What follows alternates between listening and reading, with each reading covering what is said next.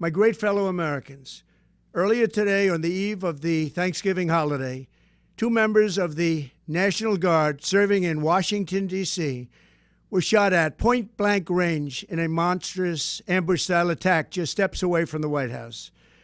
They had been deputized as part of the most successful public safety and national security mission in the history of our nation's capital, the D.C. Safe and Beautiful Task Force, which has achieved an unprecedented reduction in violent crime and crimes of all type.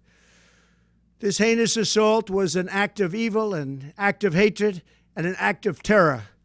It was a crime against our entire nation. It was a crime against humanity. The hearts of all Americans tonight are with those two members of the West Virginia National Guard and their families. The love of our entire country is pouring out for them, and we are lifting them up in our prayers. As we are filled with anguish and grief for those who were shot, we're also filled with righteous anger and ferocious resolve. As President of the United States, I am determined to ensure that the animal who perpetrated this atrocity pays the steepest possible price. I can report tonight that based on the best available information, the Department of Homeland Security is confident that the suspect in custody is a foreigner who entered our country from Afghanistan, a hellhole on earth. He was flown in by the Biden administration in September 2021 on those infamous flights that everybody was talking about. Nobody knew who was coming in. Nobody knew anything about it. His status was extended under legislation signed by President Biden, a disastrous president, the worst in the history of our country. This attack underscores the single greatest national security threat facing our nation. The last administration let in 20 million unknown and unvetted foreigners from all over the world, from places that you don't want to even know about. No country can tolerate such a risk to our very survival. An example is Minnesota, where hundreds of thousands of Somalians are ripping off our country and ripping apart that once great state.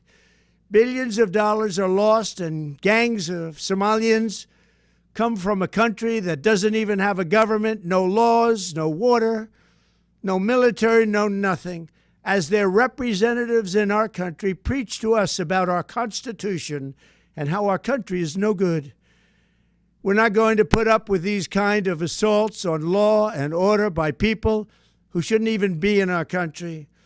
We must now re-examine every single alien who has entered our country from Afghanistan under Biden, and we must take all necessary measures to ensure the removal of any alien from any country who does not belong here or add benefit to our country. If they can't love our country, we don't want them. America will never bend and never yield in the face of terror. And at the same time, we will not be deterred from the mission these service members were so nobly fulfilling. That is why tonight I can announce that I have directed the Department of War to mobilize an additional 500 troops to help protect our capital city.